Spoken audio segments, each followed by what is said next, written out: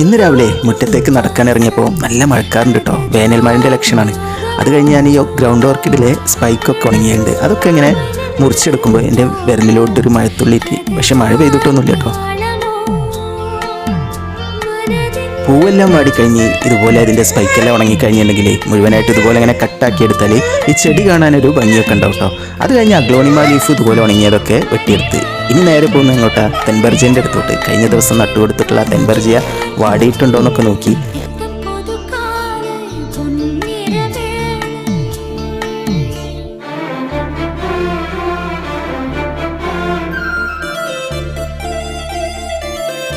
ഇപ്പം ഞാൻ എടുത്ത എന്താണെന്നറിയോ, വേറൊന്നുമില്ല കേട്ടോ. ഇപ്പോൾ 2-3 ദിവസമായി 2 മൈനകൾ ഇതുപോലെ ഇങ്ങനെ കുറച്ച് കൂടുണ്ടാക്കാനതുകൊണ്ട് ഇതുപോലെ നാരുകളൊക്കെ പെറുക്കിയെടുക്കാനായിട്ട് തുടങ്ങിയിട്ടുണ്ട്. അപ്പോൾ അതിവിടെ ചെടിയിലൊക്കെ വന്ന് വീണിട്ടുണ്ട് കേട്ടോ. അപ്പോൾ ഇതൊക്കെയാണ് ഇന്നത്തെ മോർണിംഗ് വിശേഷങ്ങൾ.